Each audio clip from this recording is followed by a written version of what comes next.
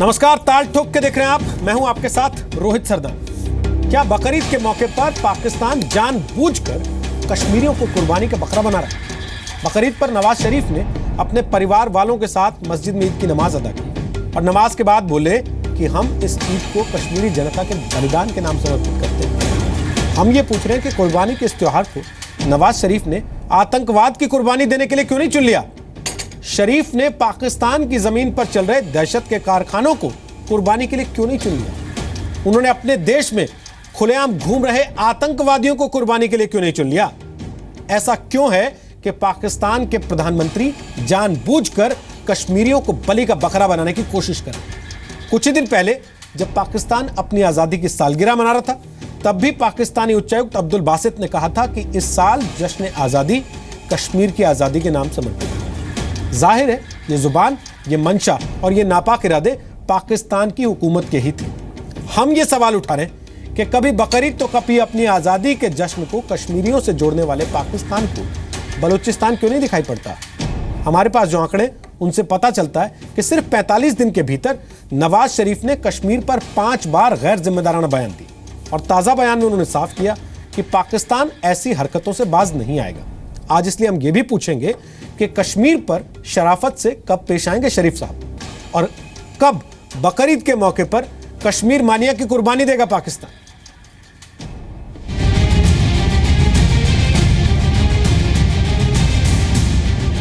जरा सुनिए क्या कहते हैं नवाज शरीफ। हम कश्मीरियों के बलिदान को नजरअंदाज नहीं कर सकते। कश्मीरियों को उनके बलिदान का फल मिलेगा। हम इस ईद को कश्मीरी जनता के सर्वोच्च बलिदान के नाम समर्पित करते हैं। जब तक कश्मीर का कश्मीरी जनता की इच्छा के मुताबिक हल नहीं होता, तब तक हम ऐसा करना जारी रखेंगे। आप वजीर आजम हैं, आप मुल्क के चीफ एग्जीक्यूटिव हैं, आप कश्मीरियों की मदद किस तरह मुमकिन है आप करें? आप सिर्फ अल्फाज के साथ मुतमईन नहीं कर सकते और उनकी मदद करें। जहां कश्मीरियों का खून गिरता है, इंशाअल्लाह हमारा वहां खून गिरेगा। पाकिस्तान के प्रधानमंत्री को अपने पाकिस्तान की फिक्र करनी चाहिए। उसमें जो हालात हैं, वहाँ जो लोग मर रहे हैं अलग अलग शोबों में, उनकी फिक्र करनी चाहिए और हमारा कश्मीर की और हिंदुस्तान की फिक्र करना वो छोड़ दें। कि 7 जन्म में भी उनकी ये ख्वाहिश पूरी होने वाली नहीं है। खुद उनके घर में आग लगी हुई है। बलूच कहता है हम अलग कौम हैं, सिंधी कहते हैं अलग कौम है, पंजाबी कहते हैं अलग कौम है। ताल ठोक के आज का पहला सवाल, क्या कश्मीरियों को बलि का बकरा बना रहा है पाकिस्तान? दूसरा सवाल, क्या नवाज शरीफ को बलूचिस्तान का बलिदान दिखाई नहीं पड़ता है?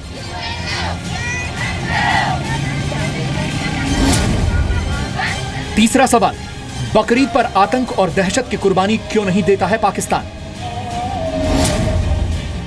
चौथा सवाल, कश्मीर को लेकर शराफत से कब पेश आएंगे नवाज शरीफ? और ताल ठोक के आज का 5वां सवाल, कश्मीर मैनिया की कुर्बानी कब देगा पाकिस्तान?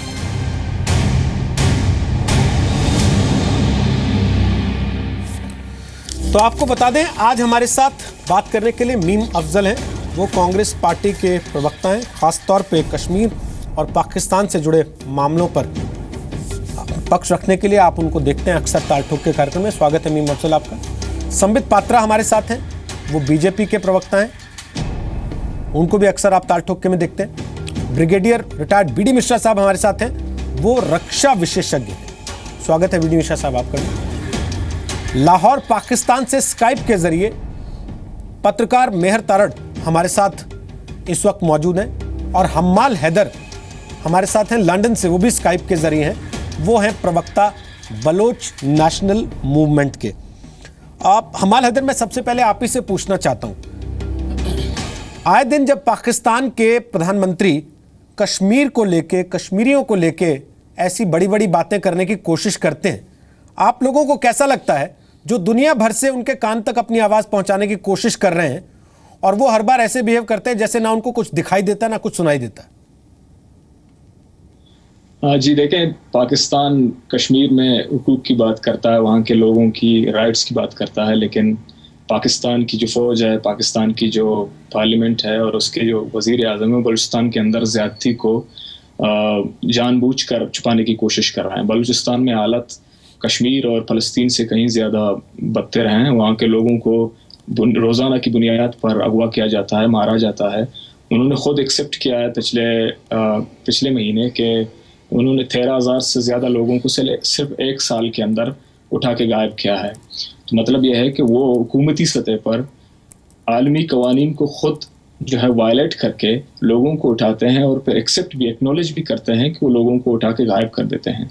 तो मैं समझता हूँ कि ये स्टेट टेररिज्म है और इसमें रियासती टेररिज्म और दहशतगर्दी वो वाज़े तौर पर है।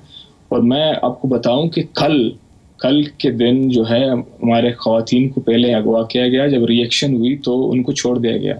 तो ये छोटा सा एक बच्चा जिसकी तस्वीर मैं आपको दिखा रहा हूँ, ये बच्चा जो है अपनी माँ के साथ और एक और अपनी छोटी सी बहन के साथ पिछले 7 दिनों से सीज के अंदर था। फौज और पुलिस ने उस घर का घेराव किया हुआ, क्योंकि इस बच्चे के वालिद साहब का बलूच कौमी तहरीक से कोई रिश्ता है, कनेक्शन है।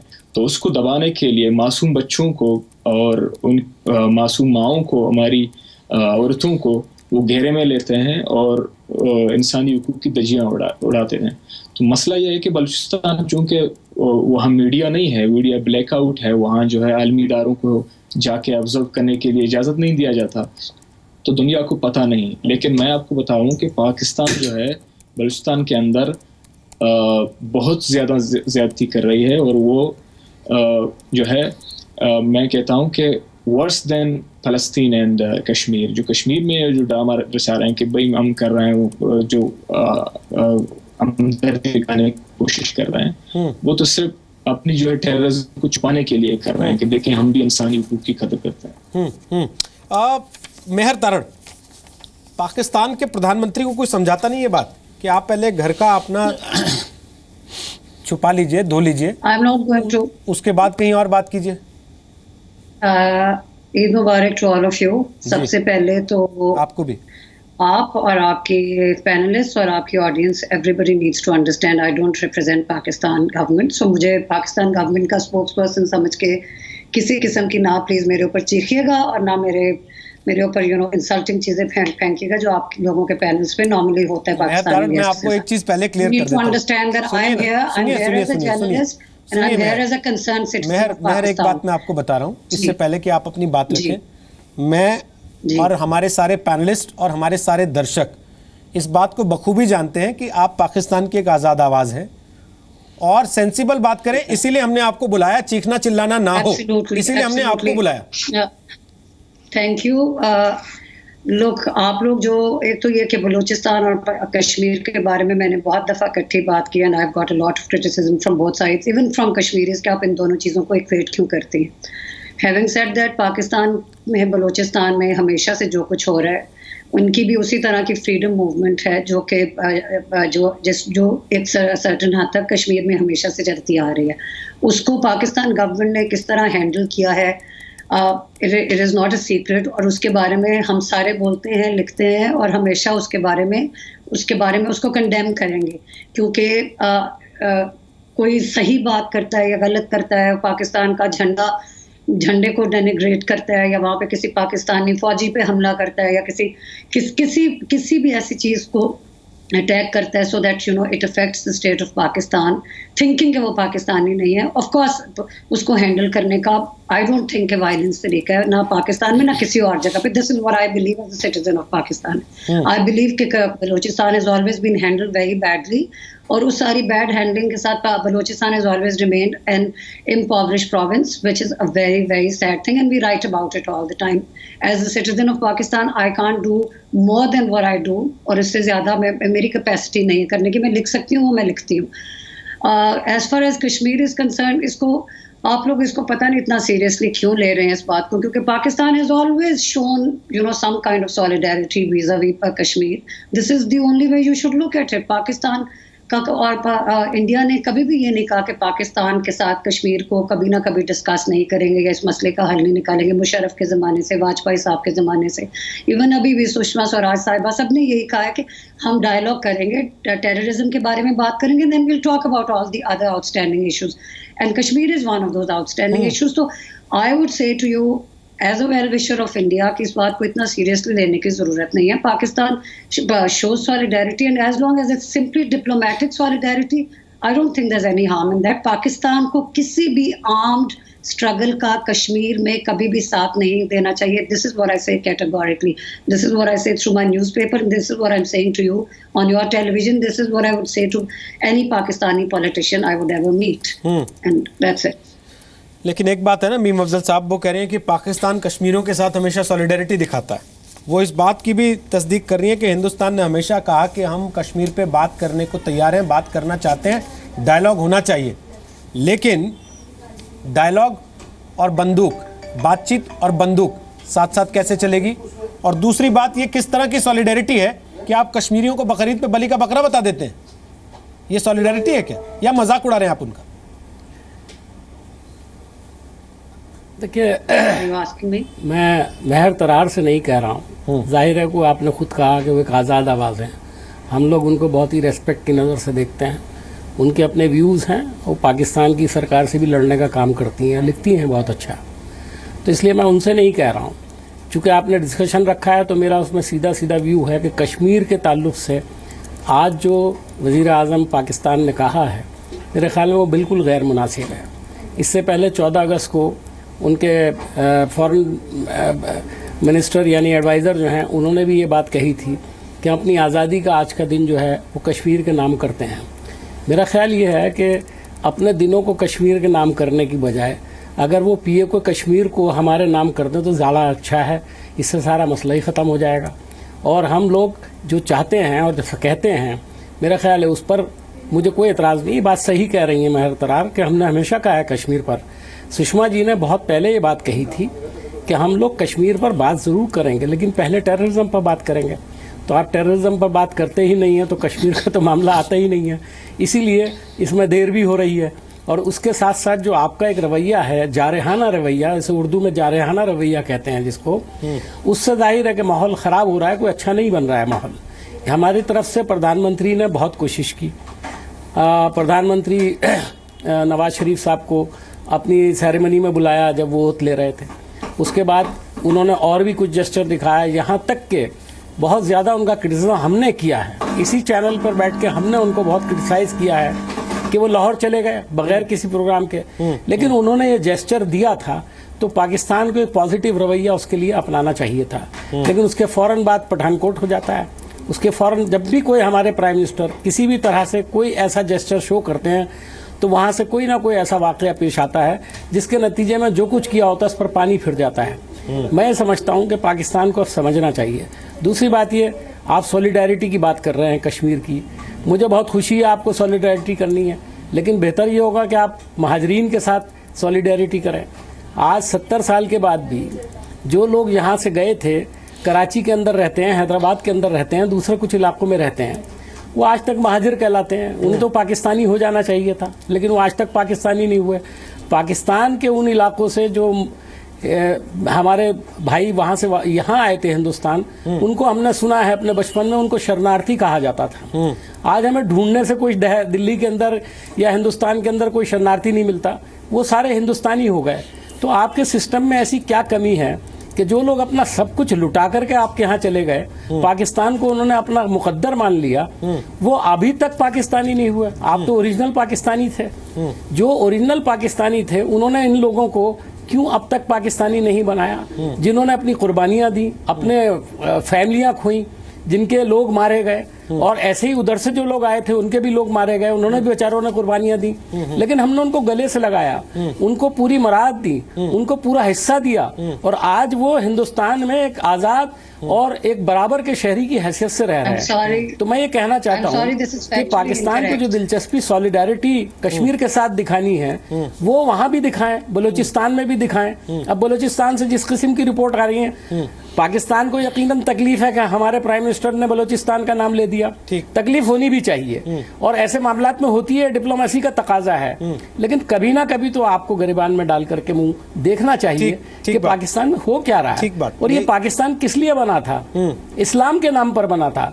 और आज पूरी दुनिया के लोग और मुसलमान 1000 उलमा ने फतवा दिया है कि टेररिज्म का इस्लाम से कोई ताल्लुक नहीं है, ये इस्लाम का दुश्मन है टेररिज्म। ये जो इंतहा पसंद आपके यहाँ टेलीविजन पर तकरीरें करते हैं, अभी हाफिज सईद साहब को दिखाया आपने, जो फरमा रहे थे और प्राइम मिनिस्टर को चैलेंज कर रहे थे कि कुछ करके दिखाओ। अरे भाई, आप भड़का रहे हो जंग करने के लिए, आपको पता है जंग के नताइज क्या होते हैं।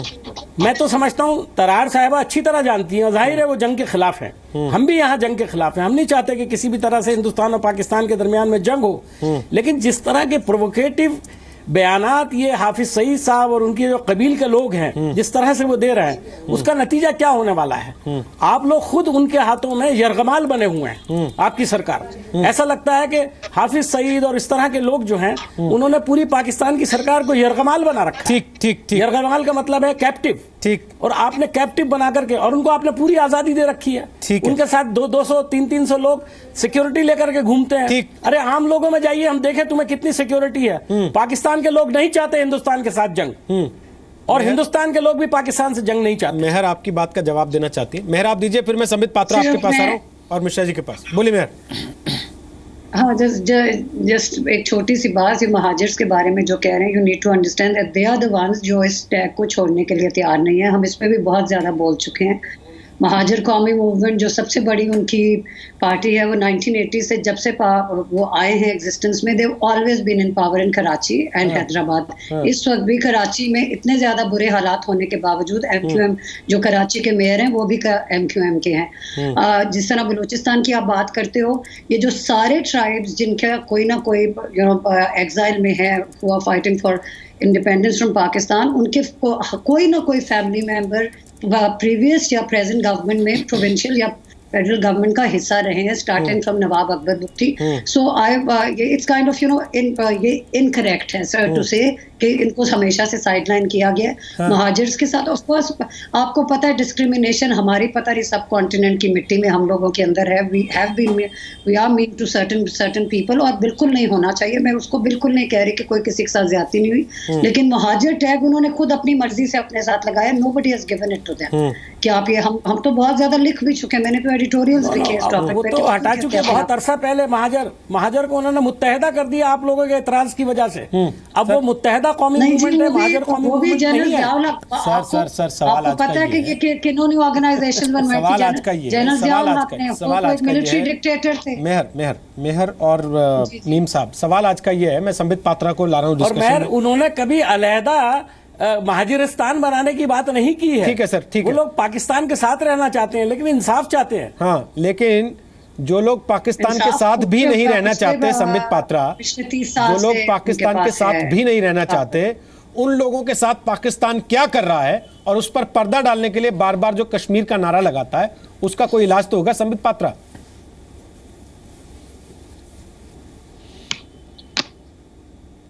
और देखिए, 4 बार इसी इलाज के दौरान पाकिस्तान पस्त हो चुका है। 4 युद्धों में पस्त होने के बाद भी आज इस प्रकार का वो रैबल राउजिंग कर रहा है, इस प्रकार से बोलने की हिम्मत कर रहा है। वो भारत को चैलेंज ना करे। ठीक कहा मीम साहब ने, ना हम युद्ध के लिए इच्छुक हैं और ना शायद पाकिस्तान की जनरल आवाम, मगर कहीं ना कहीं जिसको हम अंग्रेजी में डीप स्टेट कहते हैं, आज जो नवाज शरीफ कह रहे हैं वो भी उनको पिन किया जा रहा है डीप स्टेट से। जब से ये पनामा पेपर में उनका नाम आया है, किस प्रकार से पीछे से आर्मी और हाफिज सईद जैसे आतंकवादी उनको ये सब बोलने के लिए मजबूर भी कर रहे हैं और उनको अपने सत्ता को बनाए रखने के लिए करना पड़ रहा है। ये बेबसी दिखाता है पाकिस्तान का कि हाउ इनकेपेबल और कितना बेबस ये पाकिस्तान है। दूसरी बात, चूंकि मेहर तरार जी बैठी, उन्होंने कहा कि हम एक सेंसिबल डिबेट करें, और चूंकि वो एक पत्रकार है, मैंने कुछ यहाँ पे न्यूज़पेपर्स रखे हैं जो उनकी काम की है, कश्मीर पॉलिसी पे डिस्कस कर रहे हैं। मेहर जी, मुझे जो इल्म है कि आप शायद डेली टाइम्स के लिए लिखती हैं। जब पिछली बार नवाज शरीफ जी ने कश्मीर ड्रीम कहा था कि कश्मीर विल बिकम आवर्स, तो आप ही के डेली टाइम्स ने कहा था Nawaz Sharif Kashmir dream is a wishful thinking. और डेली टाइम्स पाकिस्तान में 3rd लार्जेस्ट सर्कुलेशन है, और बहुत, मैं डिटेल्स में नहीं जा रहा हूँ, ये अखबार में अपने हाथ में लिए हुए हूँ, और बहुत तफसील से, बहुत डिटेल में जाकर डेली टाइम्स ने कहा था कि नवाज शरीफ की ये सोच, इसमें किसी प्रकार की कोई बुनियाद नहीं है और इसी प्रकार के रेटोरिक से नवाज शरीफ सिर्फ वोट पाने की कोशिश कर रहे हैं। तो ये पाकिस्तान में भी लोग जानते हैं कि कश्मीर हिंदुस्तान का है और नवाज शरीफ की ये विशफुल थिंकिंग है। ट्रिब्यून आपका एक बहुत बड़ा अखबार है। ट्रिब्यून ने 26 जुलाई 2016 को एक बड़ा अच्छा आर्टिकल छापा जिसको शहजाद शाह ने लिखा। वो आर्टिकल है Pakistan self defeating Kashmir policy, और उसमें पता है, आप ये 4-5 लाइन पढ़ लीजिए Mehar. It exposes Pakistan as never before, और ये कोई हिंदुस्तान या बीजेपी का स्पोक्स पर्सन नहीं बोल रहा है, ये आप ही के बहुत बड़े लेखक, कॉलमनिस्ट, उन्होंने ट्रिब्यून में लिखा है। मैं ये पढ़ देता हूं। Since 1989, the main plank in Pakistan's Kashmir policy has been to train militants for infiltration into India-occupied Kashmir. आप वहाँ India-occupied Kashmir करते हैं, वो अलग बात है। None other than great commando, मतलब Parvez Musharraf has admitted this. The man who ruled Pakistan for 9 years. Musharraf justified the policy as a logical response to India's unwillingness to discuss Kashmir at the UN and to resolve the dispute in a peaceful manner. But has the policy of sponsoring jihad in Kashmir brought peace? No. और आगे सुनिए मेहर जी क्या कहते हैं वो। By permanently abandoning all military options, conventional and otherwise, Pakistan will place itself on the unaccessible moral high ground. It will also allow our state to divert resources towards internal development. मतलब पाकिस्तान में इम्पोवरिशमेंट है, गरीबी है, वहां मुफलिसी है, और ये पैसा आप ट्रेनिंग के लिए, आतंकवादियों के ट्रेनिंग के लिए, ताकि वो कश्मीर में आकर जिहाद छेड़ सके, और वहां गरीब पाकिस्तानी मर रहा है। ये ट्रिब्यून ने लिखा है। और बस मैं 10 सेकंड में एंड करूंगा आपको आप ही के पार्लियामेंट के एक दस्तावेज को दिखाते हुए, क्योंकि मेहर जी ने कहा था कि पाकिस्तान को नहीं चाहिए कि वो कश्मीर में घुसपैठ करे। मैं आपको बताऊं कि इसी साल नवाज शरीफ की पार्टी, जो कि रूलिंग पार्टी है, उन्होंने एक national assembly standing committee on foreign affairs गठित किया था, जिसके हेड थे अवैस अहमद लेघारी। उन्होंने जो रिपोर्ट दिया, 4 पेज का रिपोर्ट है, उस रिपोर्ट में 2 लाइन बहुत महत्व का है, और मैं चाहूंगा कि इस पे आप जवाब भी दें। Pakistan should not encourage calls for active support of armed band militant groups in Kashmir. मतलब खुद आपकी बनाई हुई स्टैंडिंग कमेटी, आपकी पार्लियामेंट की, ये मानती है और कहती है कि ये जो आप जिहाद को बढ़ावा दे रहे हैं, ये आप बंद कर दीजिए। आप बताइए, बकरीद के दिन आप इस प्रकार का एक मैसेज भेज रहे हैं। This is a direct signal that Pakistan intervene कर रहा है कश्मीर में। मिश्रा साहब, आप अपना कमेंट रखिए जल्दी से, फिर एक ब्रेक लेंगे, ब्रेक के बाद वापस मैं 2 बातें कहना चाहूंगा। पहली बात तो यह है कि आज ईद उल अजहा है, और मैं मीम अफजल साहब को और मैडम मेहर तरार को और हमल हैदर को भी अपने गुड विशेस देना चाहूँगा। हमें भी दे दीजिए, कोई बात नहीं। और मैं ये कहना चाहूँगा कि मैडम तरार ये कहती हैं कि why are you taking Kashmir so seriously. Problem ये नहीं है, प्रॉब्लम ये है we are taking the export of terrorism to India from Pakistan seriously. हमारी प्रॉब्लम ये है, और ये मैडम इसको शायद समझती नहीं है या कहना नहीं चाहती है।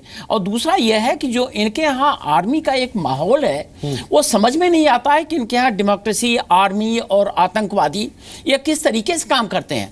अभी हमको मैंने टेलीविज़न पर देखा, एक पाकिस्तान के टेलीविज़न पर एक सज्जन कह रहे थे, आर्मी के ही थे, कि जो सऊदी अरेबिया के क्राउन प्रिंस हैं, उनको बुलाया नवाज शरीफ साहब ने, और ये कहा कि जनरल राहिल शरीफ से कहिए कि वो एक्सटेंशन ले लें और उनको हम फील्ड मार्शल भी बना देंगे। तो ये एक तरफ ये हो रहा है कि वो कह रहे हैं कि भाई कश्मीर, ये जो इनका बलिदान है हम नहीं भूलेंगे। दूसरी तरफ ये राहिल शरीफ साहब को कहते हैं आप फील्ड मार्शल हो जाओ। और तीसरी तरफ इनके जितने आतंकवादी लीडर हैं, ये इनसे ये कहते हैं कि तुम कर क्या रहे हो, तुम एटम बम क्यों नहीं मारते हो इंडिया पर। ये जब चीज़ें हो रही हैं तो मेरे समझ में नहीं आता है कि कैसे कोई ये कह सकता है कि अब कश्मीर को आप सीरियसली क्यों नहीं ले रहे हो। और दूसरी बात ये है कि बलूचिस्तान और पीओके, अगर ये आज के दिन इतना मुकद्दस दिन है, अगर इसका बलिदान दे दें, बलूचिस्तान में ये आतंकवाद खत्म कर दें, उनको मारना खत्म कर दें, और पीओके को हैंडओवर कर दें, क्योंकि वहाँ की जनता आना चाहती है इंडिया में, तो मैं समझता हूँ कि इनका ये बड़ा अच्छा एक जेस्चर होगा, और ईद उल अजहा का ये सबसे अच्छा इनका परफॉर्मेंस होगा। मैं वापस आऊँगा इसी सवाल को लेकर जो आप उठा रहे हैं और जो मैं शुरू से उठा रहा हूँ। वो ये कि अगर नवाज शरीफ को कुर्बानी देने का इतना मन था तो कश्मीरियों की कुर्बानी क्यों दे रहे हैं भाई ईद के दिन? वो कुर्बानी देना चाहते हैं उन आतंकवादियों की दें जो कश्मीर के रास्ते सरहद पार करके भारत में कत्लेआम मचाने आते हैं। वो कुर्बानी देना चाहते हैं उन हरकतों की दें जो बलूचिस्तान में उनकी फौज लगातार कर रही है और बलूच लोग दुनिया भर में अपनी आवाज़ उठाने की कोशिश कर रहे हैं ये बताने के लिए कि हमें इस तरीके से मारिए मत, हमारा कत्लेआम मत कीजिए, हमारे बच्चों को, हमारी औरतों को जीने दीजिए। हमाल, आपने सारी बातें सुनी, आपने मेहर तारड़ को भी सुना, आपने मीम अफजल साहब को भी सुना, संबित पात्रा को भी सुना, बीडी मिश्रा को भी सुना। आपको लगता है कहीं पाकिस्तान के मन में कोई ना कोई नियत में खोट है, चोर है, जिसको छुपाने के लिए वो बार बार कश्मीर की बात तो करता है लेकिन बलूचिस्तान की बात आते ही मुंह छुपा लेता है? देखिए, मैंने जिस तरह पहले कहा कि पाकिस्तान को यह ज़ेब नहीं देता कि वो किसी और कौम के बारे में, उनके हुकूक के बारे में बात करे, क्योंकि मेहर तारड़ साहब को पता है कि बलूचिस्तान के अंदर क्या है, क्या हो रहा है, वो खुद साफ़ी है। मैं उनके बात से बहुत से ऐसे व्यूज़ हैं जिनसे इत्तेफाक करता हूँ। लेकिन देखिए, खुद जो पाकिस्तान के जो गुड सहाफ़ी, जो जर्नलिस्ट्स हैं, जिनमें आमिर मीर भी शामिल है और बहुत सारे और हैं जिन्होंने जाके बलूचिस्तान में कवर करने की कोशिश की, उन्हें किस तरह दबाया गया और उनके साथ वही सलूक किया जा रहा है जिस तरह हम आज़ादी पसंदों के साथ किया जा रहा है। सबीन महमूद एक मिसाल है, जिन्होंने सिर्फ एक प्रोग्राम किया था कराची में बलूचिस्तान के इशू पर, उसी दिन, एक दिन इंतज़ार भी नहीं किया, बल्कि उसी दिन जाके उन्हें गैर इंसानी तरीके से कत्ल किया गया। आमिर मीर को सिर्फ इसलिए उन्होंने टारगेट किया क्योंकि उसने एक बलूच ह्यूमन राइट्स कंपेनर मामा खदीर को अपने प्रोग्राम में बुलाया था। तो इस तरह की एक्सट्रीम किस्म की एक ब्रूटैलिटी है बलूचिस्तान के मामले में, वो किसी चीज़ को बर्दाश्त नहीं करते। अभी ये पाकिस्तान, ये एस्टेब्लिशमेंट आके किसी और कौम के बारे में बात करे तो मैं समझता हूँ कि ये जो है एक बेईमानी है। और वो सहाफ़ी जो इन सारे मामलात को देख रहे हैं और मतलब वो जानते हैं कि पाकिस्तान क्या बदबरीत कर रही है और वो फिर भी जो है इस बात को अंडर द कारपेट ब्रश करने की कोशिश करते हैं, तो मतलब ये भी सहाफ़ती जो उसूल हैं, जो एथिक्स हैं, उनकी पायमाली है। अब दूसरी बात मैं तरार साहिबा ने की कि बलूचिस्तान में उसने तासुर दिया कि बलूचिस्तान में जो लोग हैं वो हुकूमत के साथ शामिल हैं, पाकिस्तान को मानते हैं, इस तरह का उन्होंने कहा कि कुछ लीडर हैं उनके रिश्तेदार जो पार्लियामेंट में। लेकिन बलूचिस्तान में कभी फ्री एंड फेयर इलेक्शन नहीं हुए। जो हुए भी, एक ज़माने में बलूचों ने कोशिश की कि जो है पार्लियामेंट के ज़रिए जाके अपने हुकूक जो हक़ कुदरा दिए थे उसकी बात करें, लेकिन उनके साथ क्या हुआ 70s और 60s में। उसके बाद ये अभी बात वाज़ेह हो गई है, लोग अभी इस नतीजे पर पहुँचे हैं कि पाकिस्तान के साथ रहा नहीं जा सकता, पाकिस्तान का हिस्सा नहीं बनेंगे। अभी जितने भी लोग हैं उनको जो है चुन चुन के, मतलब उनको चेरी पिक करके बलूचिस्तान में लाया गया है। और ऐसे लोग हैं जिनको अवामी मैंडेट हासिल नहीं है। जो साबिक़ वज़ीर आला थे वो सिर्फ 5000 वोट लेके आए थे, अभी जो स्पीकर है वो सिर्फ 1200 वोट लेके, वो मतलब ये जो है तादाद जो है वो हुकूमत ने खुद ऐलान किया है उसका। तो एक तरह से आप कह लें कि बलूचिस्तान में जबरी कब्जा है और बलूचिस्तान के जो लोग हैं वो पाकिस्तान के साथ हिस्सेदार नहीं है, ना हुकूमत में उनका हिस्सा है। और दूसरी बात आप लोग कर रहे हैं कुर्बानी की। देखिए, कश्मीर से ज़्यादा अभी जो कुर्बानी बलूचों की चढ़ाई जा रही है, बली बलूचों की चढ़ाई जा रही है। सिर्फ कल परसों जो 2 दिन थे, हमेशा जब ईद आता है तो पाकिस्तान की जो मिलिट्री है वो एक कत्ल गारतगिरी को तेज़ कर देता है। तो मतलब इसी एक साल में हमारे जो इंसानी हुकूक के ग्रुप्स हैं उन्होंने फिगर्स जारी किए हैं कि सिर्फ 500 लोगों को उन्होंने कत्ल किया है। 500 लोगों को फिगर्स हैं अभी कोई मार्च से लेकर अब तक। तो बली हमारी चढ़ाई जा रही है, लोग खून हमारा बहाया जा रहा है और सबसे ज़्यादा बर्बरियत हम पे की जा रही है। ना हम पाकिस्तान के साथ थे और ना ही हम पाकिस्तान के साथ रहना चाहते हैं। बलूचिस्तान के लोग आज़ादी लेना चाहते हैं, हमारा सियासी मसला है, इसमें कोई ऐसी बुरी बात नहीं है, ना ही हम कोई टेररिज्म कर रहे हैं। देखें, पाकिस्तान के झंडे तो जलाए जाएंगे ना, आप लोगों को जाके उठा के उनको तशद्दुद करके जेलों में डाल के फिर उसके बाद उनको कत्ल करके उनकी लाशें जानवरों को खाने के लिए फेंक देंगे तो क्या लोग झंडे नहीं जलाएंगे? पाकिस्तान का झंडा क्या बलूचिस्तान के लोगों से ज्यादा मुकद्दस है? पाकिस्तान को क्या चीज बनाया हुआ? देखें, ये जो सारे इस्लामी एक्सट्रीमिस्ट हैं वो न सिर्फ कश्मीर में, मैं आपको बलूचिस्तान की बात बता रहा हूँ क्योंकि मैं बलूचिस्तान से हूँ, वहाँ पे 20वें इन्होंने ऐसे टेररिस्ट ग्रुप्स बनाए हुए हैं और ऐसे लोग क्रिएट कर रहे हैं जो मुस्तकबिल में सामने आएंगे। उनमें आईसिस के लोग हैं, ईरान से भागे हुए लोग हैं, उनको पनाह दिया हुआ है। वो बलूच सियासी कारकुनों को कत्ल करने में मुलव्वस हैं। अभी जो अच्छे लोग हैं पाकिस्तान के अंदर, और मैं नहीं कहता बहुत से साफ ऐसे हैं जो ख्वाहिश रखते हैं कि बलूचिस्तान के बारे में कुछ कहें, लेकिन वो भी डरे हुए सहमे हुए हैं, वो भी अपनी बात को सही तरीके से कह नहीं सकते। वो अभी मुझे पता चला कि पिछले महीने कुछ पंजाब और कराची से ताल्लुक रखने वाले साथियों को इन्होंने उठाया, गायब किया, लेकिन जो है डर खौफ की वजह से वो सामने नहीं आ रहे, वो बात नहीं कर रहे। लेकिन पाकिस्तान सबके साथ यही सलूक कर रहा है। अब मैं एक चीज पूछता हूँ मीम अफजल से, जो बातें अभी हम माल कह रहे हैं, इसके पहले हमने देखा बरमदाद भुगती ने कितनी सारी चीज़ें कही, करीमा बलोच ने बहुत सारी फैक्ट्स ला के रखे सामने जब उन्होंने मैसेज किया प्रधानमंत्री को।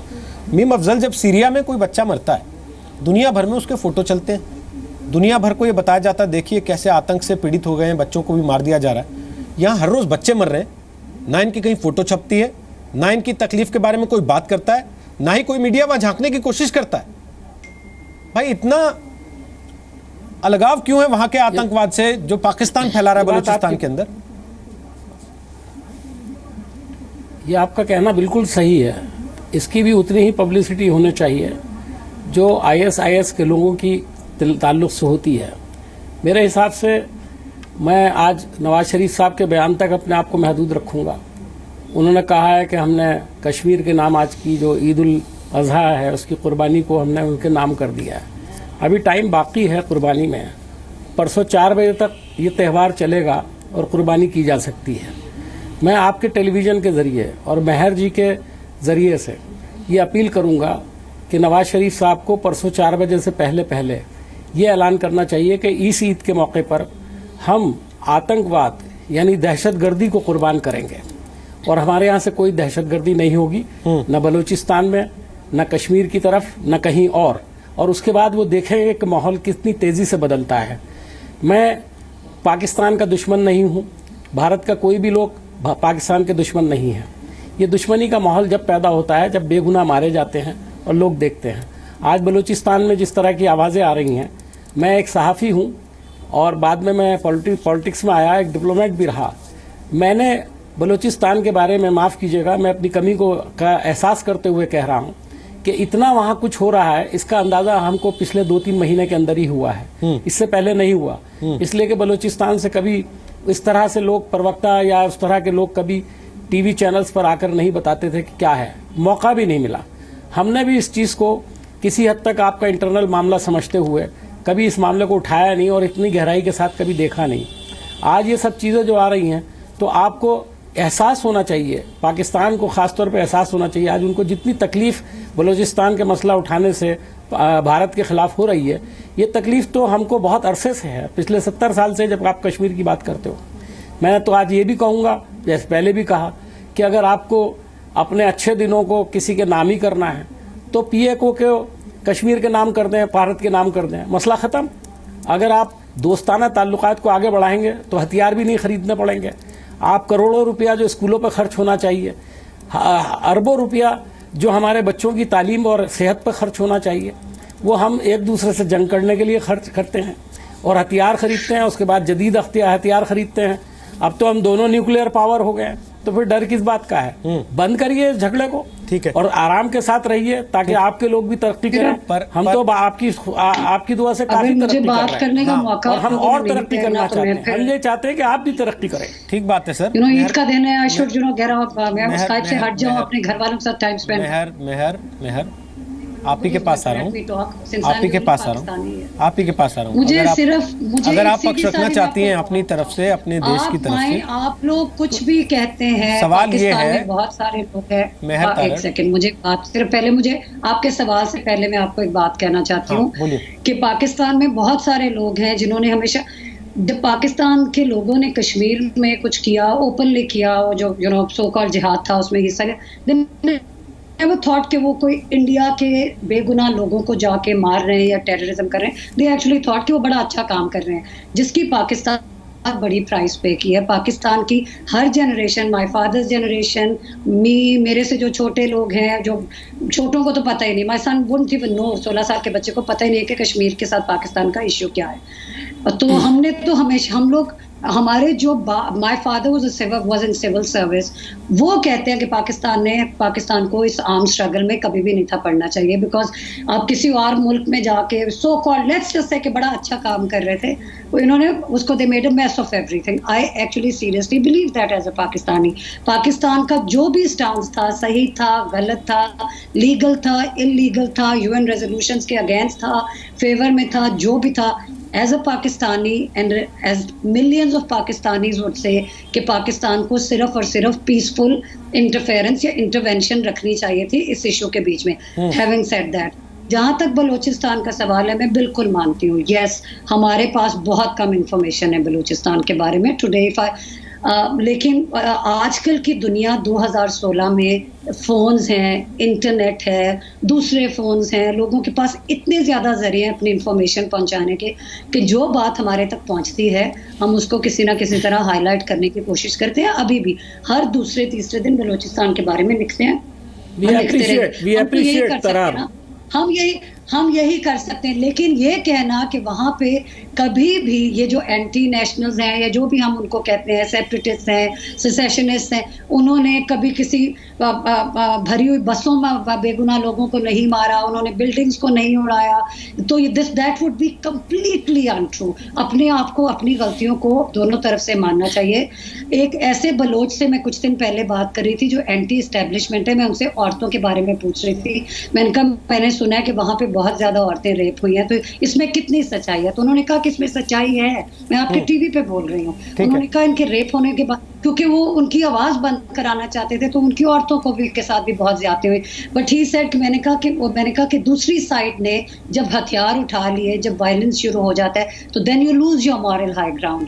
And this is what I believe about Kashmir too. Pakistan should say today कि कश्मीर में जो कुछ हो रहा है वो नहीं होना चाहिए, एंड वील मेक श्योर कि हमारी तरफ से कोई ऐसी चीज ना हो जो कि उस आर्म स्ट्रगल को और ज्यादा इंटेंसिफाई करेगी। और हम उम्मीद करते हैं कि कश्मीरियों के ऊपर जो कुछ हो रहा है, जो पाकिस्तानी समझते हैं उनके साथ ज्यादतियां हो रही, वो इंडिया की गवर्नमेंट उनका अपना मुल्क समझ, मैं तो ये कहती हूँ अपना मुल्क समझ के आपको करना चाहिए ना। They are your people, you should look after them. हम तो कर ही रहे हैं। मेरा हिंदुस्तान मैं नहीं समझती पाकिस्तान, हिंदुस्तान को जो करना है कश्मीर के लिए वो कर ही रहा है, और ये बात जानते हुए कर रहा है कि उसको किसी से सर्टिफिकेशन की जरूरत नहीं है किसी भी तरह के, और पाकिस्तान से तो किसी भी तरह का सर्टिफिकेशन उनको नहीं चाहिए, है ना।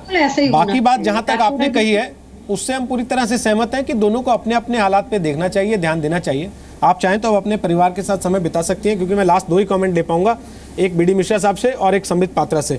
आपको लगता है जो वो बात कह रही है कि पाकिस्तान को केवल अपना बिजनेस देखना चाहिए, उनको अपनी चीज़ों पे ध्यान देना चाहिए, और हिंदुस्तान को अपनी चीज़ों पे, अगर पाकिस्तान इसी पे स्टिक कर जा रहा होता तो आज ये नौबत ही नहीं आती। नहीं, मैडम कह रही हैं वो तो ठीक है, लेकिन शायद मैडम एक ऐसी सिर्फ अकेली महिला हैं जो ये कहती हैं, और तो पाकिस्तान का कोई ये बात कहता ही नहीं है। तो ये बात अपनी जगह पर ठीक है कि मैडम कह रही हैं, लेकिन पाकिस्तान में और कोई ये कह ही नहीं रहा है, एक बात। दूसरा, जहां तक आपने सवाल किया कि बलूचिस्तान का ये वर्ल्ड प्रेस क्यों नहीं कवर कर रहा है, तो इसका प्रॉब्लम ये है कि अभी तक जो यूनाइटेड स्टेट्स का या वेस्टर्न प्रेस था, इनको इस बात का इल्म नहीं था कि वहां पर क्या क्या हो रहा है। इन लोगों का वेस्टर्न इंटरेस्ट था, और रॉबर्ट ओकले तो ऐसे एम्बेसडर थे पाकिस्तान के जो उन्होंने ऑल पार्टी हुर्रियत खड़ी की थी। तो ये बातें अब एक्सपोज हो रही हैं, और वर्ल्ड प्रेस ये जान रहा है, पूरी दुनिया अब जान रही है कि बलूचिस्तान में क्या जाती हो रही है, और अब वहां पर भी कवरेज होगा। और दूसरी बात उसमें यह आती है कि चीन का इतना बड़ा इंटरेस्ट है वहां पर बलूचिस्तान में, क्योंकि वहां पर जो उनका पाकिस्तान चाइना का जो जोन बन रहा है, इकोनॉमिक जोन, उसका इंटरेस्ट इतना ज्यादा है कि ISI वहां पर जो आर्मी लगी है किसी को जाने नहीं देती है। लेकिन अब ये बातें पूरे विश्व के सामने आ रही हैं, और बलूचिस्तान का जो वहां पर नरसंहार हो रहा है पाकिस्तान के आर्मी के द्वारा, ये अभी अब उजागर होगा। ठीक है, संबित पात्रा, लास्ट कमेंट, क्योंकि हल तो सरकार के जरिए ही होगा ना, यहाँ टीवी डिबेट के जरिए हल तो हो नहीं सकता, केवल हल पर चर्चा हो सकती है यहाँ से। तो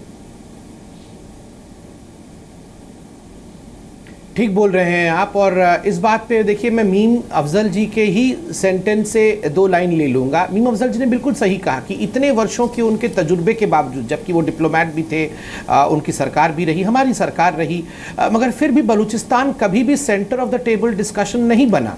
मगर आज कुछ ना कुछ डिप्लोमेसी में इंडिया के परिवर्तन जरूर रहा है कि हमारे साथ आज हमाल हैदर भी बैठे हैं। बलूचिस्तान के जो नरसंहार है, बलूचिस्तान में जो ह्यूमन एट्रॉसिटीज़ हो रहे हैं, वो आज पूरा विश्व देख रहा है। तो कहीं ना कहीं ये सब समाधान की ओर, पाकिस्तान को घेर कर पाकिस्तान को आईना दिखाने का काम सरकार के डिप्लोमेसी के कारण हो रहा है। और बहुत सारी चीज़ें मैं टीवी पर भी नहीं कह सकता, मगर एक बात मैं बार बार कहता हूं और आज भी रिपीट करूंगा, कभी भी पाकिस्तान को विक्टिम स्टेट के रूप में हमें नहीं दिखाना चाहिए कि उनके यहां भी बम फट जाता है, उनके यहां भी लोगों को आतंकवाद झेलना पड़ता है। इसमें मैं हिलरी क्लिंटन के वही बार बार शब्द रिपीट कर दूं। हिलरी क्लिंटन ने पाकिस्तान को ही आगाह करते हुए कहा था कि जो लोग अपने आंगन में सांप और सपोले पालते हैं और उनको दूध पिलाते हैं, कभी ना कभी ये सांप जो है वो जाके मालिक को भी काट देते हैं। तो स्वाभाविक है ये सांप और सपोले जो घूम रहे हैं अब पाकिस्तान के, वो इनको भी कभी कभी काटेंगे और काट भी रहे हैं। तो पहले सांप और सपोले को कंट्रोल करें, विक्टिम आप कभी नहीं हो सकते। बहुत बहुत शुक्रिया समित पात्रा, मीम अफजल, मेहर तारड़, हम्माल हैदर और बीडी मिश्रा साहब, आपका इस ताल ठुक्के का हिस्सा बनने के लिए। हम छोटा सा ब्रेक ले रहे हैं फिलहाल ताल ठुक्के में आज के लिए इतना ही, ये बताते हुए कि पाकिस्तान जब तक कश्मीर का मसला उठाएगा ये बताने के लिए कि हम कश्मीर पर दावा करते हैं, तो उसे ये बात याद रखनी चाहिए कि दुनिया भर के कैमरे वो भले ही रोक लेता हो बलूचिस्तान पहुंचने से, लेकिन भारत के मीडिया के कैमरे वो नहीं रोक पाएगा। भारत ने ही सबसे पहले दुनिया को दिखाया बलूचिस्तान में क्या हो रहा है, और हम आगे भी दिखाते रहेंगे पूरी दुनिया को कि ये पाकिस्तान जो मानवाधिकार की बात करता है, वो देखिए बलूचिस्तान के अंदर किस किस तरीके से मानवाधिकार का हनन कर रहा है, उसकी हत्या कर रहा है।